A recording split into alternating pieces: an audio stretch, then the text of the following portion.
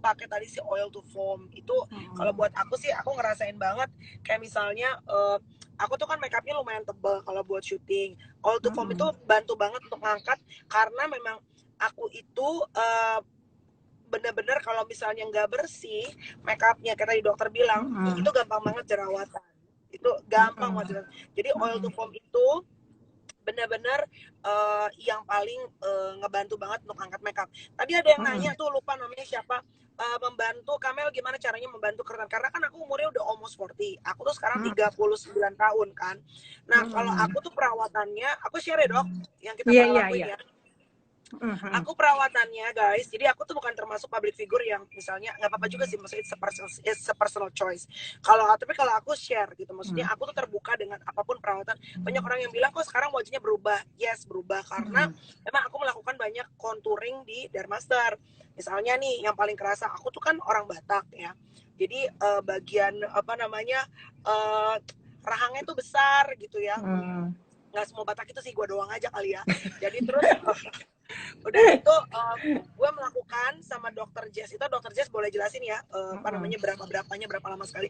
Itu adalah yang benar-benar kerasa banget bikin muka gue lebih tirus, itu adalah si botox rahang ya dok. Botox rahang. Oke, dok, botox rahang ini bisa dilakukan dari usia berapa?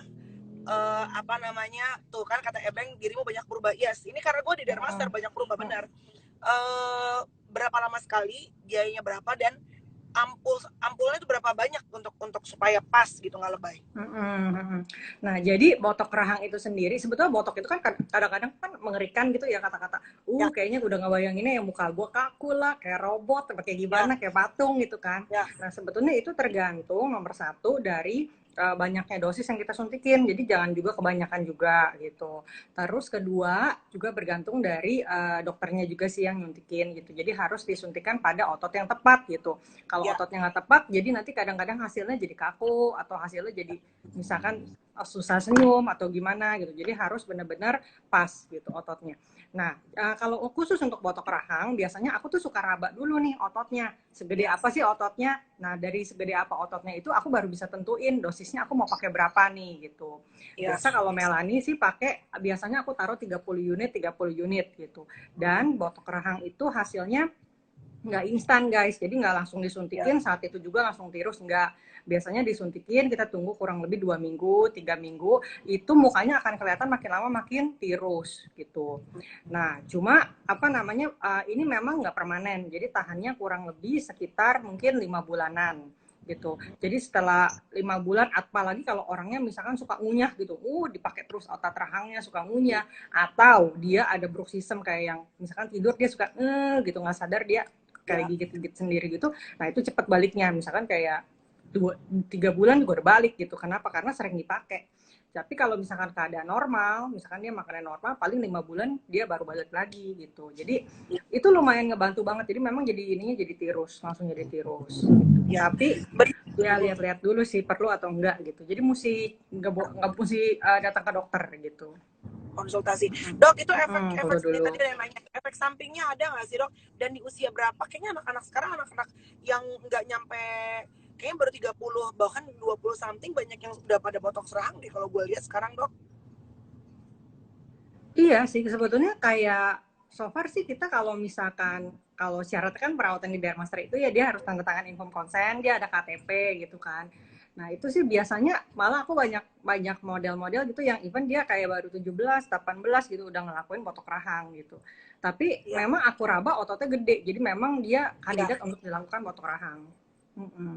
Jadi nggak masalah sih sebetulnya, asal dia sendiri memang udah ngerti prosedur tindakan yang akan terjadi kayak gimana, terus pantangannya sesudah botok nggak boleh ngapain gitu, dia udah tahu harus udah. Oke. Ini Wanda, ini adalah Dokter Jess. Dokter Jess ini tadi namanya siapa? Dokter Jess ini adalah dokter aku ya, dan dokter banyak beberapa public figure, teman-teman pasti udah suka lihat. Jadi Dokter Jess ini adalah dokter senior dokter di Dermaster. Oke, tadi ada yang nanya kulitku berjerawat. Aduh guys, gue tuh adalah pejuang jerawat nih. Kalau lo lihat ya, gue tuh punya scars banyak guys nih. Jadi gue harus pakai bedak. Ini bedak gue hari ini foundation nggak terlalu tebal. Gue sih orangnya cuek ya, mesti gue nunjukin aja. Nih, ini tuh gue tuh scars tuh. Ini diakibatkan dulu pada saat gue masih zaman-zaman muda dulu, asik. Zaman-zaman gue puber dulu, itu tuh klinik nggak sebanyak sekarang dok gitu. Jadi Itu lagi jerawatan parah, itu dipaksa untuk facial sama dokternya. Gue gak ngerti juga sih. Jadi jerawatnya hilang, bekas jerawat, dan believe me, bekas jerawat itu susah banget ya dok ngilanginnya, bener gak sih dokter? iya jauh lebih susah. Oke. Nah gue udah sama dokter Jess itu udah PRP udah, laser udah. Apa aja sih dok yang bisa dilakukan untuk bekas-bekas jerawat nih, karena emang susah banget kan. Nah kalau misalkan kayak contouring gitu, itu enaknya dilakuinnya kayak botok tadi ya, kayak botoknya si Mel. Itu memang dilakuin nggak usah sering-sering, kayak palingan Mel 6 bulan sekali aja gitu. Nah tapi kalau untuk kulit itu tuh mesti dilakuin, itu mesti rutin, harus ada rutin. Apalagi untuk kayak kasus scar gitu ya, kita harus lakuin paling enggak 1 bulan sekali atau 3 minggu sekali orangnya harus datang. Nah tindakannya aku tuh nggak pernah misalkan ngelakuinnya aku laser terus atau aku derma punch terus. Biasanya aku harus combine tuh gitu, karena aku percaya multi treatment itu lebih bagus daripada single treatment.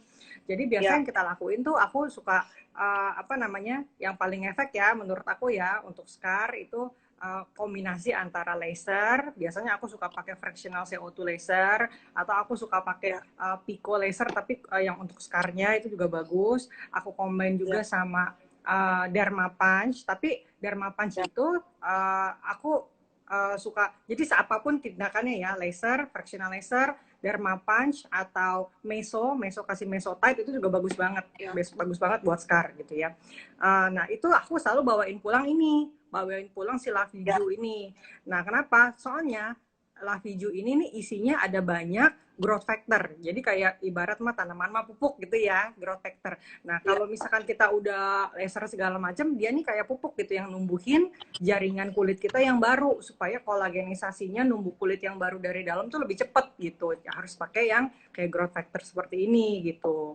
Terus dia isinya ada tranexamic acid kayak whitening gitu, supaya abis laser itu dia mukanya jadi lebih cerah, lebih glowing gitu, nggak malah jadi lebih hitam gitu. Ya kayak gitu. Itu yang PRP biru juga ya Mel? PRP apa, juga dok? membantu. Yang biru namanya apa dok tadi dok? Laviju. Nah ini bagus banget sih. Laviju itu aku pakai guys, itu Laviju dipakai sama dokter Jess, aku pakai. Pertama dokter Jess agak ragu-ragu sih, takutnya ada beberapa orang yang jadi jerawatan kan dok, tapi puji Tuhan banget ya alhamdulillah aku enggak sih. Jadi aku tuh cocok pakai itu gitu. Jadi teman-teman kalau yang bingung, gue ini udah pejuang laser deh, pejuang membersihkan komedo bekas jerawat dan segala macam.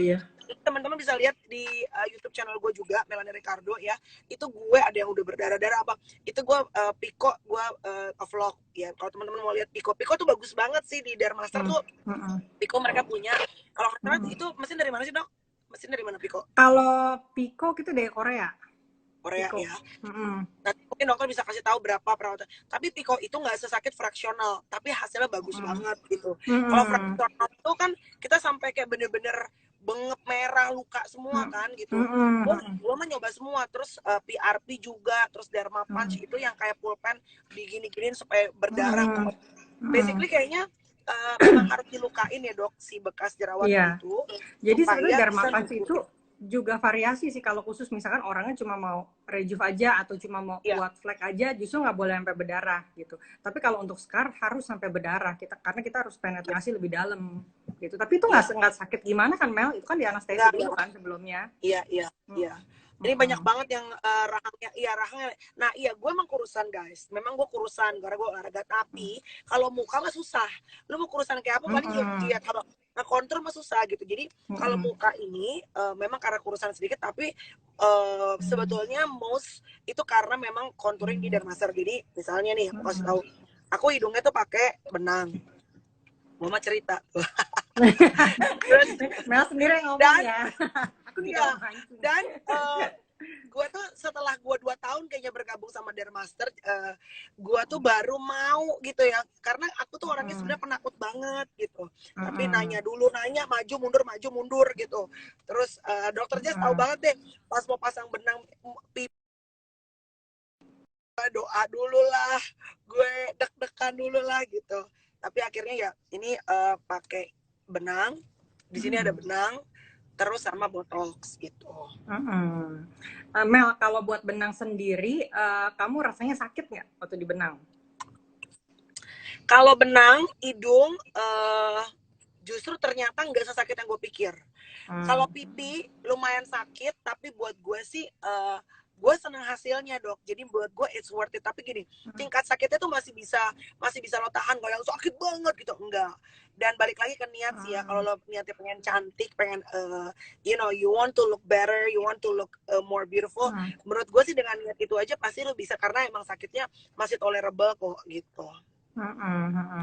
Kalau so far sih treatment favorit di Dermaster tuh hidung sih. Kenapa? Karena hidung itu orang-orang bilang sih nggak sakit sama sekali, sakitan pencet jerawat. Kalau pencet jerawat sampai kayak gimana, tapi kalau hidung tuh sama sekali, oh udah dok, udah selesai gitu. Karena memang ya sakitnya bener-bener kayak skala 1-2 lah gitu, nggak yang sakit di mana gitu. Terus enaknya kalau benang hidung tuh hasilnya instan ya, pulang dari klinik juga udah kelihatan.